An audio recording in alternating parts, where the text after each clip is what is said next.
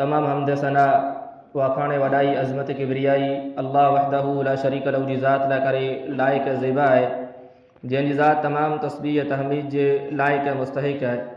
बादहू दुरूद सलाम उमूमन तमाम अंबिया अलैहिमुस्सलातु वस्सलाम मथे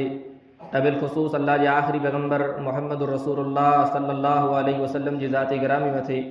अल्लाहुम्मा सल्लि अला मुहम्मदिन व अला आलि मुहम्मद कमा सल्लैता अला इब्राहीम व अला आलि इब्राहीम इन्नका हमीदुम मजीद। अल्लाहुम्मा बारिक अला मुहम्मदिन व अला आलि मुहम्मद कमा बारकता अला इब्राहीम व अला आलि इब्राहीम इन्नका हमीदुम मजीद। अज़ीज़ हाज़रीन जुमा, पर्दा नशीन माऊं ऐं भेणूं, अल्लाह रब्बुल आलमीन जे फज़ल ऐं अल्लाह रब्बुल आलमीन जे एहसान से जीअं पाण मड़े मुसलमान आहियूं, ईअं जीअं मोमिन ऐं मुसलमान हुअण जे नाते इस्लाम अल्लाह रब्बुल आलमीन जेको पाण खे दीन अता कयईं, इन दीन जे ताल्लुक़ से पंहिंजो ईमान आहे, पंहिंजो इहो अक़ीदो आहे जे दीन इस्लाम हिकिड़ो सचो दीन ऐं सचो मज़हब आहे ऐं हिकिड़ो फितरी दीन ऐं फितरी मज़हब आहे। ऐं जीअं इस्लाम खे फितरी दीन ऐं इस्लाम खे सचो दीन मञणु ई पंहिंजे ईमान जो हिसो ऐं ईमान जो जुज़ आहे, ईअं जीअं इस्लाम जा जेकी पिणु उसूल आहिनि, शरीयत इस्लामिया जा जेकी पिणु कानून आहिनि, उन तमामु कानून खे पिंडला करे ख़ैर वारा, तमामु कानून खे पिंडला करे भलाई वारा सम्झणु पिणु पंहिंजे ईमान जो हिसो ऐं जुज़ आहे। जीअं अल्लाह रब्बुल आलमीन पाण खे इस्लाम ऐं दीन ॾिने ऐं इन दीन खे ईमान ऐं दीन खे पाण खे सचो सम्झणो ऐं इन दीन खे आख़िरी दीन सम्झी करे इन मथे ईमान रखणो लाज़िम ज़रूरी आहे। ईअं जीअं इन दीन जा जेको अहकाम आहिनि, इन अहकाम मथे अमल पिणु ज़रूरी आहे ऐं उन अमल जे साथ इन दीन जा जेको अहकाम आहिनि, जेको कानून आहिनि, उन कानून खे पिंडला करे ख़ैर वारा, पिंडला करे भलाई वारा सम्झणु पर लाज़मी ज़रूरी ऐं उन खे ख़ैर भलाई वारो सम्झणु ई पंहिंजे ईमान जो जुज़ ऐं पंहिंजे ईमान जो हिसो आहे। जेकॾहिं को पिणु इस्लाम जो हुकुम आहे, इस्लाम कंहिं पिणु कम जो पाण खे हुकुम ॾिने जी हीउ कमु मूंखे करिणो आहे ऐं हिन कम खां लम्हो दूर रहणो आहे, त सम्झी लाहियो जेकॾहिं पाण शरीयत जो उन कम ते अमल कंदासीं, इस्लाम जो उन कम ते अमल कंदासीं, जिन कम खे करे जो इस्लाम पाण खे हुकुम ॾिने, त सम्झी लाहियो उन कम जे अंदरि पाण लाइ करे को न को ख़ैरु आहे, उन कम जे अंदरि पाण लाइ करे को भलाई आहे। शरीयत इस्लामी आहे समाज मुआशरे जे अंदरि रे लाइ करे या समाज मुआशरे जे अंदरि व्यवहार करे लाइ करे या इंसानी ज़िंदगी जे अंदरि जेकी पिणु मसइला पेश अचनि था, उन तमामु मसइलनि जो पाण खे शरीयत इस्लामी हल ॾिने। अल्लाह रब्बुल आलमीन जेको पाण खे दीन अता कयईं, जेको पाण खे शरीयत अता कयईं, इहा हिकिड़ी अहिड़ी शरीयत आहे जिन शरीयत जे अंदरि, जिन दीन जे अंदरि इंसान जी ज़िंदगी जे अंदरि जेकी पिणु मसइला पेश अचींदा, हर मसइले जो हल ऐं हर मसइले जो जवाबु इन दीन जे अंदरि, इन शरीयत जे अंदरि मौजूदु आहे ऐं हर शइ लाइ करे अलॻि अलॻि कानून, अलॻि अलॻि ज़ाब्ता इन शरीयत जे अंदरि मौजूदु आहिनि। उन जे इस्लाम जे कानून मां, इस्लाम जे उन ज़ाब्ते मां ऐं इस्लाम जे उन उसूल में हिकिड़ो उसूल या हिकिड़ो कानून या हिकिड़ो ज़ाब्तो पर्दे जो आहे। अल्लाह रब्बुल आलमीन मोमिन औरतें खे, मुसलमान औरतें खे, ईमान वारी औरतें खे अल्लाह रब्बुल आलमीन पर्दो करे जो हुकुम ॾिने ऐं पर्दे जा अल्लाह रब्बुल आलमीन क़ुरान जे अंदरि ऐं अल्लाह जे आख़िरी पैगंबर सल्लल्लाहु अलैहि वसल्लम पिणु जी हदीसनि जे अंदरि अलॻि अलॻि मुख़्तलिफ़ फ़ाइदा बयानु कया हुआ जे पंहिंजे समाज मुआशरे जे अंदरि पंहिंजूं मुसलमान माऊं, पंहिंजूं मुसलमान भेणूं जेकॾहिं पर्दो कंदियूं त पंहिंजो समाज, पंहिंजो मुआशरो पाक समाज मुआशरो रहंदो, पंहिंजी इज़त सलामत रहंदी। जेकॾहिं पंहिंजे समाज मुआशरे जे अंदरि पर्दो मौजूदु हूंदो त पंहिंजे समाज मुआशरे जे अंदरि हया शर्म मौजूदु हूंदो। जेकॾहिं पंहिंजे अंदरि पर्दो मौजूदु हूंदो त पंहिंजे समाज मुआशरे जे अंदरि ख़ैर ज़िंदा हूंदो, भलाई ज़िंदा हूंदी। जेकॾहिं पंहिंजे समाज मुआशरे जे अंदरि पर्दो मौजूदु हूंदो त पंहिंजो समाज मुआशरो हिकिड़ो इस्लामी समाज, इस्लामी मुआशरो हूंदो। जेकॾहिं पंहिंजूं माऊं भेणूं पर्दे जे साथ घर खां ॿाहिरि निकिरनियूं, जेको इस्लाम उन खे लिबास इख़्तियार करे जो हुकुम ॾिने, उन लिबास खे पहिरें करे जरा घर खां ॿाहिरि निकिरनियूं त सिर्फ़ु ईज न जे मुसलमान औरतूं ॿाहिरि निकिरनि थियूं घर खां, या कंहिं पिणु हिकिड़े समाज जूं औरतूं घर खां ॿाहिरि निकिरनि थियूं, या कंहिं पिणु घर जूं औरतूं कंहिं घर खां ॿाहिरि निकिरियूं आहिनि, बल्कि जरा पर्दे जे साथ निकिरनियूं, इज़त जे साथ निकिरनियूं, इस्लामी लिबास खे, इस्लामी वज़ाक़ता खे अपनाए करे जरा घर खां ॿाहिरि निकिरनियूं, तर इस्लाम जे पूरे कल्चर खे, इस्लाम जी पूरी तहज़ीब खे पिंड भेरो खणी करे निकिरनियूं ऐं दुनिया जे अंदरि रहण वारा तमामु इंसान इन खे साम्हूं नज़र खणंदा त उनखे यकीन अची वेंदो त मुसलमान औरतूं आहिनि, हीअ इज़त वारे घर सां ताल्लुक़ रखण वारी औरतूं आहिनि, हया शर्म वारे घर सां ताल्लुक़ रखण वारी औरतूं आहिनि, पाक दामन औरतूं आहिनि। उन जे लिबास खे ॾिसी करे, उन जी उथण वेहण खे ॾिसी करे ऐं उन जो जेको पर्दो हूंदो, उन पर्दे खे ॾिसी करे दुनिया जो रहंदड़ इंसान खे यकीन थी वेंदो जी इज़त वारे घर जूं औरतूं आहिनि। मुंहिंजा अज़ीज़ भाइरो, जीअं अल्लाह रब्बुल आलमीन पाण खे पर्दे जो हुकुम ॾिने, ईअं जीअं जेकॾहिं पंहिंजूं मुस्लमान माण्हू भेणूं पर्दो करियूं थियूं त हीउ पर्दो करण लाइ करे अजर सवाब जो ज़रियो आहे। ऐं इन ई जे बरअक्स जेकॾहिं पंहिंजूं मुस्लमान माण्हू भेणूं उन पर्दे खे छॾे ॾारियूं थियूं, पर्दो जेकॾहिं नथियूं करी त पर्दो न करणु हिकिड़ो जुर्म, पर्दो न करणु हिकिड़ो गुनाह, पर्दो न करणु हिकिड़ी नाफ़रमानी आहे ऐं समाज ऐं मुआसिरे जे अंदरि बर्बादी खे दावत ॾियण जो ज़रियो आहे। समाज ऐं मुआसिरे जे अंदरि बेपर्दगी जो हुअणु, समाज ऐं मुआसिरे जे अंदरि मुस्लमान औरतूं जर पर्दे खे तर्क करे छॾियूं थियूं त समाज ऐं मुआसिरो बर्बादी के साम्हूं रवानो थी थो। जर मुस्लमान औरतूं जर पर्दे खे चाक करे छॾियूं थियूं त समाज ऐं मुआसिरे जे अंदरि बेहयाई जा दरवाज़ा खोलनि था, तर बदकारी जा दरवाज़ा खोलनि था, तर ज़िना जा दरवाज़ा खोलनि था ऐं इज़त जी लीलामी जा दरवाज़ा पर्दो जर निकिरे थो समाज मुआसिरे में तर खोलनि था। ऐं ईअं जीअं हिकिड़ी ॻाल्हि इहा पिणु यादि रखो पंहिंजे समाज मुआसिरे जे ताल्लुक़ से पाण, जेकॾहिं पर्दो करणु जीअं इस्लाम जो हुकुम आहे ऐं इन खे इन मथे अमल करे में सवाबु आहे, ईअं जीअं पर्दे खे छॾे जे अंदरि नुक़सानु आहे, पर्दे खे छॾे जे अंदरि गुनाह आहे। पण जेकॾहिं को पिणु मुस्लमान मर्द या मुस्लमान औरत इहो अक़ीदो रखे थो या को पिणु मुस्लमान मर्द या औरत इहो तसवुर पंहिंजे दिलि जे अंदरि पैदा करे थो, इहो ख़्यालु पंहिंजे दिलि जे अंदरि रखे थो जे अल्लाह रब्बुल आलमीन असांखे पर्दे जो हुकुम कोला ॾिने, असीं आस पास ॿिए धर्म खे ॾिसूं था, असीं आस पास ॿिए मज़हब खे ॾिसूं था जो उन ॿिए मज़हबनि जी औरतुनि मथे पर्दे जो हुकुम न आहे, उन खे पर्दे जे पाबंद करे में न ई आयो ऐं उहो आज़ादु आहे, उन जी उहा ज़िंदगी ख़ासी ज़िंदगी आहे, उन खे पर्दे जो हुकुम न ई ॾिने में आयो, उहो आज़ादु पंहिंजी मज़ा से पंहिंजी बस्तीअ से फिरे पियूं, उन खे पर्दे जो हुकुम न ई ॾिने में आयो, ख़ासो आहे। असांखे इस्लाम पर्दे जो हुकुम ॾेई करे ॿधी छॾे, इस्लाम जे हुकुम खां ॿिए मज़हब जो ॿिए धर्म जो उहो जेको उसूल आहे उहो उसूल ख़ासो आहे ऐं हीउ तसवुर पंहिंजे समाज मुआसिरे जे अंदरि मौजूदु वेठो। कई मुस्लमान माण्हू, कई मुस्लमान भेणूं जेको पिणु पंहिंजी दिलि जे अंदरि ॻाल्हि खे महसूसु करियूं थियूं जे अल्लाह रब्बुल आलमीन असांखे इस्लाम जे अंदरि पर्दे जो हुकुम ॾेई करे असांखे ॿधी छॾे ऐं इन ई जे बरअक्स गैर मुस्लिम औरतूं जेको रहियूं आड़ मथे उहे बेगर पर्दे जे फिरनि पियूं, उन खे अल्लाह उन खे आज़ादी ॾिनी में आई, उन मथे कोई हुकुम, उन मथे कोई कानून न आहे। जेकॾहिं को पिणु मुस्लमान मर्द या को पिणु मुस्लमान औरत अहिड़ो ख़्यालु करे थो त ई पाण ॻाल्हि खे मामूली सम्झो था, जे ज़ुबान से ई चवणु ॻाल्हि मामूली आहे, दिलि जे अंदरि ई ख़्यालु पैदा करणु मामूली आहे, कने से ई ॻाल्हि सुणी गिरणी मामूली ॻाल्हि आहे, पर हीअ ॻाल्हि एतिरे क़दुरु ख़तरनाक आहे जे ॻाल्हि इंसान खे इस्लाम मां कढी करे कुफ़र जे अंदरि दाख़िल करे छॾी थी। ये ॻाल्हि इस्लाम में कढी करे इंसान खे कुफ़र जे अंदरि दाख़िल करे छॾे थी। उलमाए इकराम इस्लाम क़बूल करण खां बाद हिकिड़ो माण्हू काफ़र कीअं थियो वञे थो, उन काफ़र जो जेको असबाब ज़िक्र कयो हुयो ऐं काफ़र करण वारा जेको कम ज़िक्र कयो हुयो, उन कम में ख़ुसूसी तौर मथे हिकिड़ो कम ई ज़िक्र कयो हुयो। शेखुल इस्लाम मोहम्मद बिन अब्दुल वहाब नजदी रहमतुल्लाहि अलैहि पंहिंजी किताब नवाक़िज़ुल इस्लाम जे अंदरि लिखे, मन एतक़द अन गैर हदी नबी सल्लल्लाहु अलैहि वसल्लम अकमलु मिन हदीही औ अन हुक्म गैरिही अहसनु मिन हुक्मिही, जे को बि इंसान जेकॾहिं इहो अक़ीदो रखे थो जी अल्लाह जे पैगंबर सल्लल्लाहु अलैहि वसल्लम जी हिदायत खां ऐं अल्लाह जे पैगंबर जी शरीयत खां ॿिए कंहिंजी शरीयत ॿिए कंहिं जो कानून ख़ासो आहे, औ अन हुक्म गैरिही अहसनु मिन हुक्मिही, जेकॾहिं कंहिं पिणु इंसान जो हुकुम, कंहिं पिणु इंसान जो कानून अल्लाह जे पैगंबर जे कानून खां बहितर आहे, फहुव काफ़िरुन, त अहिड़ो इंसान इस्लाम मां निकिरी करे कुफ़र जे अंदरि दाख़िल थी वञे थो। अहिड़ो इंसान इस्लाम में निकिरी वञे जेको इंसान इस्लाम जे कंहिं पिणु कानून सां नफ़रत करे थो या इस्लाम जे कंहिं पिणु कानून खां ॿिए कंहिं पिणु कानून खे ॿिए कंहिं पिणु उसूल खे ख़ासो सम्झे थो। हीउ पर्दो जेको आहे, हीउ पर्दो पाण लाइ करे भलाई आहे, इन पर्दे जे अंदरि पाण लाइ करे ख़ैर आहे, इन पर्दे जे अंदरि पाण लाइ करे भलाई आहे। शरीयत इस्लामिया जेको पाण खे उसूल ॾिने, जेको कानून ॾिने, उहो मड़े कानून एतिरे लाइ करे ॾिने जो उन कानून जे अंदरि पाण लाइ करे भलाई आहे, उन कानून जे अंदरि पाण लाइ करे ख़ैर रखियल आहे। शरीयत इस्लामिया पाण खे हिकिड़े अहिड़े रस्ते मथे छॾे, अल्लाह जे आख़िरी पैगंबर सल्लल्लाहु अलैहि वसल्लम पाण खे हिकिड़े अहिड़े रस्ते मथे छॾियो हुयो जिन रस्ते में कंहिं पिणु ॿिए रस्ते खे तलाश करे पाण खे ज़रूरत पेश नथी अचे, जेको रस्तो सिधो सिधो रस्तो आहे ज़िंदगी जे हर मसइले जो। इंसान जी ज़िंदगी जे वॾे मसइले ॾांहुं जले करे इंसान बाथरूम जे अंदरि वेही करे पंहिंजी हाजत कीअं पूरी करे, तहसूद शरीयत इस्लामिया जे अंदरि पाण खे उसूल, तहसूद शरीयत इस्लामिया जे अंदरि पाण खे क़ाइदा कानून दसे में आया आहिनि। रसूलुल्लाह सल्लल्लाहु अलैहि वसल्लम बयानु कयो, लक़द तरक्तुकुम अलल बैज़ा लैलुहा कनहारिहा, रसूलुल्लाह सल्लल्लाहु अलैहि वसल्लम फरमायो त खे अहिड़ी शरीयत ॾेई करे वञा थो, हिकिड़े अहिड़े तरीक़े में तव्हांखे छॾे करे वञा थो, लैलुहा कनहारिहा, जेको रस्तो एतिरो वाज़ी आहे, रस्तो एतिरे क़दुरु खुलो आहे जिन रस्ते जी राति जेको राति पण ॾींहं वारी जो रोशन आहे। जिन रस्ते जी रात जो कोई रात पण ॾींहं वारे जो रोशन है, ॾींहं तो उन रस्ते जो रोशन आहे जाए। दीन इस्लाम जो जेको उसूल कानून है, इन उसूल कानून जो ॾींहुं जो कोई ॾींहुं त रोशन आहे जाए, पर इन इस्लामी कानून जी रात जो कोई रात पण रोशन है। ऐं रसूलुल्लाह सल्लल्लाहु अलैहि वसल्लम एतिरो ज न पर अॻियां वज़ाहत पण कयूं जे इन रस्ते खां जेको हटंदो ला यज़ीगु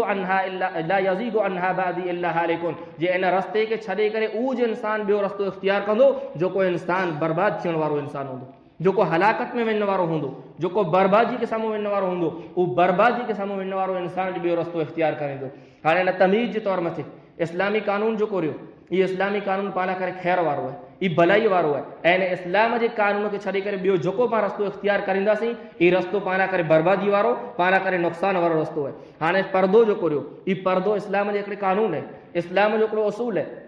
इन उसूल जे तौर मथे इन उसूल खे ऐं इन कानून खे पंहिंजे समाज मुआसिरे जे अंदरि पंहिंजारियूं, जे पंहिंजे समाज मुआसिरे जे अंदरि इहो उसूल केतिरो मौजूदु है, ऐं इन उसूल जी केतिरी पाबंदी मौजूदु है, इन उसूल मथे केतिरी मुसलमान औरतें जे अंदरि इन उसूल मथे इन कानून मथे पाबंदी मौजूदु है। शरीयत इस्लामिया पाण पर्दो करे जो हुकुम ॾिने में, पर इन उसूल मथे केतिरी पाबंदी पंहिंजे समाज जे अंदरि ऐं पंहिंजे मुआसिरे जे अंदरि मौजूदु है। जेकॾहिं पंहिंजे समाज मथे नज़र करे न्यारी, पंहिंजे मुआसिरे मथे नज़र करे न्यारी, त पंहिंजे समाज मुआसिरे मां पर्दे जा जनाज़ा कढी छॾिया, पंहिंजे समाज मुआसिरे मां पर्दे जा जनाज़ा कढी छॾिया। ऐं सिर्फ़ु पर्दे जो जनाज़ो न कढी छॾियो, जर पर्दे जो जनाज़ो निकिरे थो त पर्दे बुर हया शर्म जो पण जनाज़ो निकिरी वञे थो, समाज मुआसिरो बेहयाई ऐं बुराई जी आमाजगा बनी वञे थो। जर पर्दो निकिरी वञे थो त समाज मां हया पण ख़तमु थी वञे थी, जर पर्दो निकिरी वञे थो त समाज मां शर्म ख़तमु थी वञे थो, जर पर्दो निकिरे थो त समाज मुआसिरे में बेहयाई जा बुराई जा बदकारी जा अड्डा ऐं समाज मुआसिरे जे अंदरि बुराई ऐं बदकारी जूं आमाजगाऊं तयारु थी वञे थियूं। ये पर्दो खैर वारो है, ये पर्दो भलाई वारो है।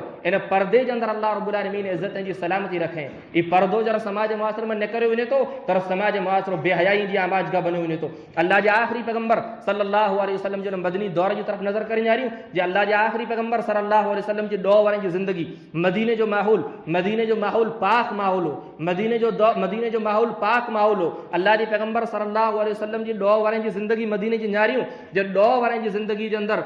सिर्फ हिकिड़ो या ॿ वाक़िया बेहयाई जा या बुराई जा साम्हूं अचनि था। उहो वाक़िया जेको वाक़िया पंहिंजे समाज मुआसिरे में रोज़ जनम गिने था। ॾोह वारे जे अंदरि सिर्फ़ु हिकिड़ो या ॿ वाक़िया बुराई जा साम्हूं अचनि था अल्लाह जे पैगंबर जे ज़माने जे अंदरि, ऐं अहिड़ा वाक़िया पंहिंजे समाज मुआसिरे में हर रोज़ जनम गिने था। कुरला हर रोज़ जनम गिने था जे मदीने जा मुआसिरो पाक मुआसिरो, मदीने जा मर्द पर्दो कंदा, मदीने जी औरतूं पर्दो कंदियूं हुयूं, ऐं पंहिंजे समाज मुआसिरे जे अंदरि न मर्दे जी निगाह मथे कंट्रोल आहे न औरतुनि जे अंदरि पर्दो मौजूदु आहे। एतिरे करे पंहिंजो समाज मुआसिरो पलीत समाज मुआसिरो बनी वियो। अॼु पंहिंजो समाज मुआसिरो हिकिड़ो बिगड़ियल समाज मुआसिरो बनी वियो। शरीयत इस्लामी आहे त मर्दे खे पण पर्दे जो हुकुम ॾिने ऐं औरतें खे पण पर्दे जो हुकुम ॾिने। अल्लाह रब्बुल आलमीन फरमाए थो कुल लिल मुमिनीन यगुद्दू मिन अबसारिहिम, कुल लिल मुमिनीन यगुद्दू मिन अबसारिहिम व यहफज़ू फुरूजहुम। जे अल्लाह जे पैगंबर सल्लल्लाहु अलैहि वसल्लम ऐं मोमिन मर्दे खे चई ॾियो, ईमान वारे मर्दे खे चई ॾियो यगुद्दू मिन अबसारिहिम जो पंहिंजी निगाह नज़र खे झुकाए करे रखे, व यहफज़ू फुरूजहुम ऐं पंहिंजी शर्मगाह जी हिफ़ाज़त करी। अल्लाह रब्बुल आलमीन शरीयत इस्लामिया जे अंदरि मर्द जो पण पर्दो रखे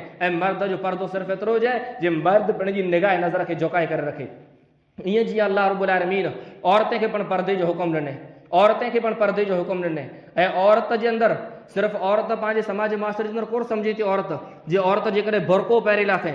जेकॾहिं औरत बुरको पहिरें लाथे त पंहिंजे समाज मुआसिरे में तसवुर जो बुरको पहिरें लाथे त पर्दो पूरो थी, हा मड़े पर्दो करे लाथे। जेकॾहिं पंहिंजी निगाह नज़र खे सिर्फ़ु झुकाए लाथे को मामूली त सम्झी लाहियूं त जिन पूरो पर्दो करे लाथे, हाणे इस्लामी लिबास इस्लामी हे वज़ा कता अपनाए लाथे। सिर्फ़ु बुरको पहिरें लाहिणो या सिर्फ़ु नज़र के झुकाए लाहिणो इहो औरत जो पर्दो न आहे, बल्कि अब्दुल्लाह इब्न मसूद रज़ी अल्लाह तआला जी हदीस वो खोले करे न्यारी सुनन तिरमिज़ी जे अंदर अब्दुल्लाह इब्न मसूद रज़ी अल्लाह तआला बयान के अल मरअतु औरतुन जे औरत जो कोई सॼी छुपाए जी शइ, औरत सॼी लिकाए जी शइ, औरत जे अंदरि कोई अहिड़ी शइ आहे न जंहिंखे ज़ाहिर करे में अचे। औरत जो जिस्म मथे उॾा जले करे पगे सुधी सॼो जिस्म औरत जो छुपाइजो आहे, औरत जो सॼो जिस्म छुपाइजो आहे। इन जिस्म खे औरत कंहिं पण गैर मारे मर्द के साम्हूं ज़ाहिर नथी करे सघे, न घर खां बग़ैर ज़रूरत जी औरत ॿाहिरि निकिरी सघे थी। अल्लाह रब्बुल आलमीन पूरे औरत जे पूरे जिस्म खे पर्दो करार ॾिने ऐं तंहिंखां बाद अल्लाह रब्बुल आलमीन हुकुम ॾिने वक़रन फी बुयूतिकुन्न वला तबर्रजन तबर्रुजल जाहिलियतिल ऊला, जे मुसलमान औरतूं मोमिन औरतूं जेको रहियूं ई पंहिंजे जिस्म खे ढके करे छुपाए करे रखें, ऐं मुसलमान औरतूं घर खां बग़ैर ज़रूरत जे ॿाहिरि न निकिरनि, ऐं जेकॾहिं ॿाहिरि निकिरणो पए थो त बेपर्दगी जे साथ पूरे जिस्म जी ज़ेब ज़ीनत इख्तियार करे, ना कपिड़ा पहिरे करे, ना टोल पहिरे करे, दागीना पहिरे घर खां ॿाहिरि न निकिरे। जेकॾहिं ज़रूरत आहे त हिन ज़रूरत जे तहत ई औरतूं घर खां ॿाहिरि निकिरी सघनि थियूं, वरना ज़रूरत जे बग़ैर औरत खे घर खां ॿाहिरि निकिरण जी इजाज़त न आहे। पण ज़रूरत पण कोरो हुअणी खपे, ज़रूरत पण कोरो हुअणी खपे। शरीयत जेको इजाज़त ॾिने ज़रूरत जे तहत निकिरे जी, उहे ज़रूरतूं कयूं ज़रूरतूं आहिनि। जेकॾहिं को पण मजबूरी आहे, उन मजबूरी जे अंदरि औरत ॿाहिरि निकिरी सघे थी, पर जेकॾहिं पंहिंजे समाज मुआसरे में पाण नज़र करे ॾियारियूं त पाण ज़रूरतूं कोरो बनाए लाथियूं आहिनि। समाज मुआसरे जे अंदरि पाण नज़र करे लाहियूं जे पंहिंजे मुआसरे जे अंदरि, पंहिंजे समाज जे अंदरि औरतुनि जी ॿाहिरि निकिरण जी ज़रूरतूं पाण कोरो बनाए लाथियूं। औरत खे जेकॾहिं बाज़ार में वापारु करणो आहे, घर जो जेकॾहिं वापारु करणो आहे, त हिन घर जे वापार खे पाण औरत जी पाण ज़रूरत बनाए लाथी। मुड़ुसु घणे वेठो आहे ऐं घर वारी वञी करे बाज़ार में वापारु कंदी, इहे पण पाण ज़रूरत बनाए लाथी। बचा बीमार आहिनि त मुड़ुसु घणे वेठो आहे, पिण पंहिंजे धंधे ते वेंदो रहियो ऐं औरत जो कुझु ॿार कोठे वञी करे हॉस्पिटल में दवा गिनंदी, इनखे पाण ज़रूरत बनाए लाथी। ऐं ई मड़े शइ हिकिड़े पासे, ई मड़े शइ हिकिड़े पासे पंहिंजे समाज मुआसरे जे अंदरि ऐं पंहिंजे माहौल जे अंदरि बेपर्दगी जो ऐं पंहिंजे समाज मुआसरे जे अंदरि इस्लाम जे इन कानून जो एतिरे क़दुरु पाण जनाज़ो कढी छॾियो आहे जे औरतूं घर हलाइण जेको रहियो, घर खे कमाए खाराइण जेको रहियो, न कमाए खाराइण खे पाण घर जी इहे औरत जी ज़रूरत सम्झी लाथी। अॼु मुस्लमान माण्हू, मुस्लमान भेणूं जेको रहियूं से मज़दूरी करे लाइ करे वञे थियूं, मजूरी करे औरतूं घर खे पारीनि थियूं, ई पण पाण ज़रूरत बनाए लाथी। मुंहिंजा अज़ीज़ भाउ, कीअं पाण हया शर्म महसूसु करियूं हिन कम मथे, कीअं हिन कम मथे पाण हया शर्म महसूसु करियूं। इहो को मामूली शइ न आहे, इहो को मामूली ॻाल्हि न आहे। जे हिकिड़ी मुस्लमान औरत, मोमिन औरत, जंहिंखे अल्लाह रब्बुल आलमीन एतिरे क़दुरु हुकुम ॾिने जी घर खां ॿाहिरि न निकिरे, इहा औरत पंहिंजे पूरे जिस्म खे ढके करे, पंहिंजे पूरे जिस्म खे छुपाए करे रखे, उहा औरत जेको रहे मजूरी लाइ करे निकिरे थी ऐं उहा औरत वञी करे गैर मुस्लिम जी वाड़ियुनि जे अंदरि उनजी मजूरी करे पई, उनजी नौकरी करे पई। कीअं की पाण खे हिन ॻाल्हि मथे अहसासु पण ऐं हिन ॻाल्हि मथे पाण खे कीअं शर्म महसूसु करणु खपे। घर वारो जेको घणे वेठो हुई ऐं औरत वञी करे मजूरी करे, इहा हया शर्म त पंहिंजे अंदरि वेंदो रहियो, हया शर्म पाण मां ख़तमु त थी वियो, पण ईअं ख़तमु थी वियो जे पंहिंजे अंदरि हुनजो कीअं ज़रा हुनजो अहसासु पाण खे पंहिंजे अंदरि बाक़ी मौजूदु न आहे।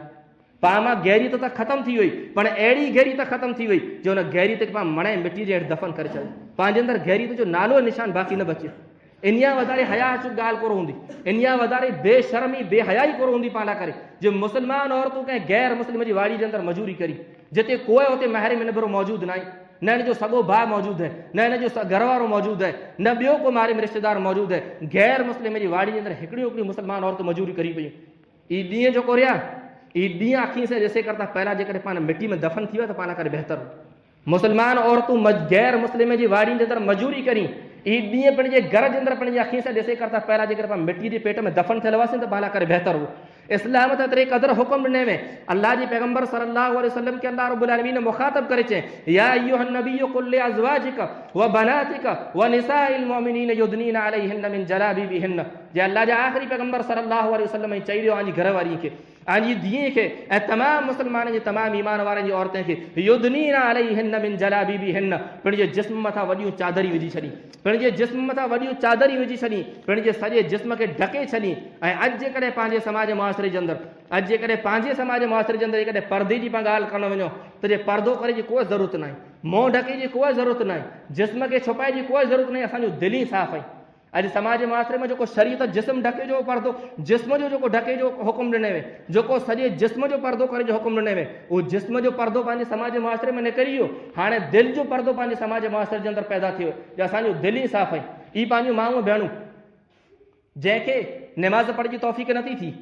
जंहिंखे निमाज़ पढ़ जी तौफ़ीक़ नथी थी, 5 टाइम मिसी त अल्लाह जी 5 टाइम मिसी त अल्लाह जे घर में अज़ान अचे थी, पंहिंजे घर जे अंदरि निमाज़ नथी पढ़ी सघे, आड़ पासे में रहण वारो को पड़ोसी उन जे शर खां इन जे फितने खां महफ़ूज़ न आहे, तंहिं हूंदे उन जूं दिलि पाक आहिनि, एतिरियूं ई पाक दामन बणी वियूं ऐं एतिरियूं उन जूं दिलि साफ़ थी वियूं। जिस्म खोलो पियो, जिन जिस्म खे शरीयत छुपाए जो हुकुम ॾिने उहो जिस्म खोलो पियो आहे, तंहिंजे बावजूदि उन जूं दिलि जो कोई साफ़ आहिनि, एतिरियूं दिलियूं साफ़ थी वियूं आहिनि। शरीयत इस्लामिया त एतिरे क़दुरु हुकुम ॾिने में जे सॻो काकाई भाउ जेको घर जे अंदरि कीन पोसाईंदो, सॻो काकाई भाउ हुई घर जे अंदरि कीन पोसाईंदो, सॻो मामाई भाउ इहे घर जे अंदरि कीन पोसाईंदो, इन जे घरे वारे जो भाउ जेको सॻो ॾेर जेको ॾेर इन जे घर में कीन पोसाईंदो। पर अफ़सोस पाण पण मुस्लमान आहियूं, पाण पण उन जी शरीयत जो दावो करण वारा, उन जी शरीयत जा पैरोकार हुन जो दावो करण वारा आहियूं जे पाण खे कुर्मीअ पोसाईंदा, उन जी वाड़ी में पंहिंजूं माऊं भेणूं उन जे माल जा छण खणी इहे पोसाईंदो, पाण खे उन जी वाड़ी में वञी कपास चुंडियूं इहे पाण खे पोसाईंदो। पाण पण मुस्लमान आहियूं, किन मुंहं सां पाण ईमान जो दावो करियूं था, किन ज़ुबान सां ईमान जो दावो करियूं था ऐं किन मुंहं सां पाण जेको पिण खे ईमान वारा इस्लाम वारा सम्झो था। पंहिंजो हाल ई थी चुको है, पंहिंजो हया पंहिंजो शर्म एतिरे क़दुरु ख़तमु थी चुको है जे पाणखे ए शरीयत इस्लामिया जेको पाणखे चए सॻे काकाईअ सॻे मामाईअ खां पर्दो करिजांइ, तंहिंजे बदिले पंहिंजे अंदरि हया शर्म एतिरे क़दुरु ख़तमु थी वियो जे पाण कंहिं गैर मुस्लिम खां पाण पर्दो नथियूं करियूं, पंहिंजो माउ भेण खे गैर मुस्लिम खां पाण पर्दो करे जी तौफ़ीक़ नथी थिए। ऐं चइजे पंहिंजूं दिलि साफ़ आहिनि, पंहिंजो दिलि साफ़ आहिनि, जिस्म जेको खुलो पियो आहे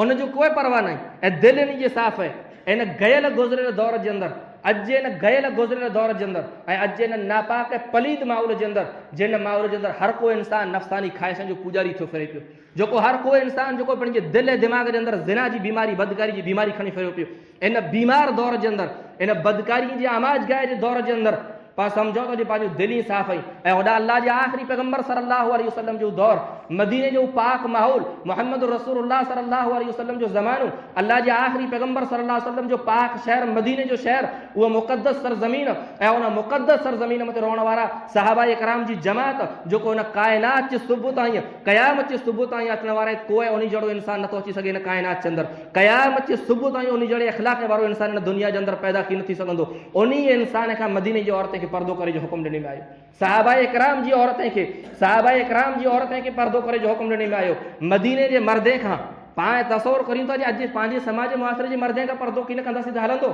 ऐं होॾा अल्लाह रब्बुल आलमीन हुकुम ॾिने जे मदीने जा जेको पाक दामन मर्द आहिनि, जिनी मर्दे जी दिलि जी कैफ़ियत कोन हूंदी, उन जी दिलि खे अल्लाह रब्बुल आलमीन तक़वा ऐं परहेज़गारी लाइ करे आज़माए, जंहिंजी दिलि जी तक़वा ऐं जंहिंजी परहेज़गारी जे बारे में आसमान ऐं ज़मीन जो परवरदिगार अल्लाह रब्बुल आलमीन चए थो उलाइका अल्लज़ीना इम्तहन अल्लाहु क़ुलूबहुम लित्तक़वा, जे ई इंसान उहो ई जंहिंजे दिलि खे मूं तक़वा ऐं परहेज़गारी लाइ करे आज़माए लाथो आहे। इन जी दिलि जो तक़वा जेको इन जी दिलि जी जेको परहेज़गारी उन परहेज़गारी खे मूं आज़माए लाथो आहे, जंहिंजे इम्तिहान अल्लाह रब्बुल आलमीन गिनी लाथा में उन इंसान खां पर्दो करे जो हुकुम ॾिने में आयो। ऐं पर्दो ॾिने करे जो हुकुम कंहिंखे ॾिने में आयो, पर्दो करे जो हुकुम कंहिंखे ॾिने में आयो, अल्लाह जे आख़िरी पैगम्बर सल्लल्लाहु अलैहि वसल्लम जी घरवारी खे, क़यामत जे सुबुह ताईं अचण वारे मोमिन जी माए खे उम्महातुल मोमिनीन खे पर्दो करे जो हुकुम ॾिने में आयो। अबू बकर जी धीअ आयशा उम्मुल मोमिनीन खे हुकुम ॾिने में आयो। उमर फारूक रज़ी अल्लाह तआला अन्हु जो धीअ उम्मुल मोमिनीन हफ्सा खे पर्दो करे जो हुकुम ॾिने में आयो। अबू सुफियान जी धीअ उम्मुल मोमिनीन उम्मे हबीबा खे पर्दो करे जो हुकुम ॾिने में आयो। ऐं पंहिंजे समाज मुआसिरे जी पंहिंजूं माऊं भेणूं जेके निमाज़ जी तौफ़ीक़ नथी थी, इन जूं दिलि साफ़ आहिनि। अल्लाह रब्बुल आलमीन त एतिरे क़दुरु हुकुम ॾिने व इज़ा सअलतुमूहुन्न मताअन फसअलूहुन्न मिन वराइ हिजाब, व इज़ा सअलतुमूहुन्न मताअन फसअलूहुन्न मिन वराइ हिजाब। जय मदीना जा इंसान ऐं सहाबा इकराम जी जमात जेकॾहिं आई मुहम्मद रसूलुल्लाह सल्लल्लाहु अलैहि वसल्लम जूं घरवारियूं, उहे घरवारियूं जिनी घरवारी जी पाक दामनी अर्श अज़ीम जो रब बयानु कंदो। आयशा सिद्दीक़ा रज़ी अल्लाह तआला अन्हा मथे जॾहिं ज़िना जी तहमत मुनाफ़िक़ लॻायो तर मदीने जे कंहिं इंसान खे गवाही कीन पुछे मां वई, आसमान ऐं ज़मीन जे परवरदिगार अल्लाह रब्बुल आलमीन आयशा जी पाक दामनी बयानु कई ऐं आयशा जी पाक दामनी सफ़ाई खे क़ुरान जो हिसो बनाए छॾे। क़यामत जे ॾींहुं સુધી मुहम्मद रसूलुल्लाह सल्लल्लाहु अलैहि वसल्लम जी उम्मत आयशा रज़ी अल्लाह तआला जो पाक दामनी सफ़ाई खे पढ़ंदी रहंदी। उन आयशा खां पर्दो करे जो हुकुम ॾिने में आयो। ऐं कंहिंखे हुकुम ॾिने में आयो? उमर फारूक रज़ी अल्लाह तआला जहिड़ो जर्नेल साहबी जंहिंजे मशवरे मथे क़ुरान जूं आयतूं नाज़िल थींदियूं हुयूं, उहो उमर रज़ी अल्लाह तआला जेकॾहिं अबू बकर जी धीअ अल्लाह जे आख़िरी पैगम्बर सल्लल्लाहु अलैहि वसल्लम जी धीअ आयशा वटि, अल्लाह आख़िरी पैगम्बर सल्लम जी घरवारी आयशा वटि जेकॾहिं कंहिं पण शइ जे बारे में सवाल करणु वेंदो, को शइ गिने लाइ करे वेंदो त हुनखे पर्दे खां पुठियां सवाल करणो आहे। अबू बकर सिद्दीक़ रज़ी अल्लाह तआला अन्हु जंहिंजी हिकिड़ी राति जी नेकी आसमान जे तारे जे बराबरि हुई, जिन अबू बकर खे जन्नत जे अठे दरवाज़े में सॾु करे अचींदो, उन अबू बकर खे हुकुम ॾिने में आयो जी अबू बकर जेकॾहिं अल्लाह जे आख़िरी पैगम्बर जी घरवारी वटां, मोमिन जी माउ उम्मुल मोमिनीन हफ्सा वटां, हज़रत उमर जी धीअ वटां जेकॾहिं कंहिं बि शइ जे बारे में सवाल करणु वेंदो, को शइ गिनणु वेंदो त पर्दे खां पुठियां सवाल कंदो, साम्हूं वञी करे सवाल कीन कंदो। ऐं अॼु हिन गयल गुज़िरियल दौर जे अंदरि पाण पर्दो दिलि जे पर्दे जो दावो करियूं था। मुंहिंजा अज़ीज़ भाइरो, ई पंहिंजो वहम आहे, ई पंहिंजो वहम आहे। दिलि जी सफ़ाई जेको रही, इन दिलि जी सफ़ाई तहसूदी बाक़ी कीन हूंदो, जंहिंसां जिस्म ढकियल कीन हूंदो। जिस्म जेकॾहिं जिस्म जो पर्दो मौजूदु हूंदो त दिलि पिणु साफ़ मौजूदु हूंदो, ऐं जेकॾहिं जिस्म ते पर्दो मौजूदु कीन हूंदो त दिलि जी सफ़ाई हिकिड़ो वहम आहे। ऐं इहो वहम आहे जेको वहम पाण खे खणी करे अहिड़े कंहिं खॾे जे अंदरि फॻाईंदो जिन खॾे मां निकिरे जो पाण वटि पुठियां कोई रस्तो मौजूदु कीन हूंदो। इहो वहम जेको आहे दिलि जी सफ़ाई जो वहम जेको आहे, जे दिलि जी असांजूं दिलि साफ़ थियलूं आहिनि, असां पर्दो करियूं न करियूं हुनसे कीअं फ़र्क़ु नथो पए। पंहिंजूं माऊं भेणूं पर्दो करी न करी तंहिंसे कीअं फ़र्क़ु नथो पए। पंहिंजूं माऊं भेणूं बाज़ार जे अंदरि निकिरी तंहिंसे कीअं फ़र्क़ु नथो पए। पंहिंजूं माऊं भेणूं वाड़ी जे अंदरि मजूरी करण लाइ करे निकिरी तंहिंसे कीअं फ़र्क़ु नथो पए। इन जो दिलि ई साफ़ आहे, इन जो दिलि ई पाक आहे। इहे दिलि जी पाकी जो वहम जेको रहियो, इहे हिकिड़ो ॾींहुं अहिड़े खॾे जे अंदरि खणी करे पाण खे फॻाईंदो जिन खॾे मां निकिरे जो पाण वटि ॿियो कोई रस्तो मौजूदु कीन हूंदो। पंहिंजे जे इलाइक़े जे अंदरि चंद ॾींहं पहिरियां पंहिंजे जे इलाइक़े जे अंदरि हिकिड़ो वाक़ियो साम्हूं आयो आहे। चंद ॾींहं पहिला पंहिंजे जे इलाइक़े जे अंदरि हिकिड़ो वाक़ियो साम्हूं आयो आहे। हिकिड़ी मुस्लमान छोकिरी ईमान वारे घर जे अंदरि मुस्लमान जे घर में जनम ॾियण वारी छोकिरी कंहिं गैर मुस्लिम सां आॾे संबंध जे अंदरि पकड़ाइजे थी, कंहिं गैर मुस्लिम से आॾे संबंध जे अंदरि पकड़ाइजे थी। ऐं तंहिंखां पुठियां हाल ई थिए थो जॾहिं हुन छोकिरी जी निकाह जी ॻाल्हि अचे थी त हू गैर मुस्लिम मुसलमान घर जी औरत मथे, मुसलमान घर जी छोकिरी मथे एतिरे क़दुरु पंहिंजो हक़ ज़ाहिर करे थो जे जेकॾहिं इहो मुंहिंजी की न थींदी त ॿिए कंहिंजी पण थियण किन ॾींदुसि, उनखे पाण हणी हणी हुनजो साह गॾी छॾे, हुनखे मारे छॾे, पाण हणी हणी करे मारे विधे। घर जी इज़त त लीलाम थी वई, उन घर जी इज़त त लीलाम थी वई, पण औलाद पण लीलाम थी वियो, इज़त पण विञाए छॾियो ऐं पंहिंजी औलाद पण विञाए छॾियो। ऐं ई ॾींहं जेको रहिया लमायत दूर न आहे जे ॾींहं पाम ते पण अची वेंदा।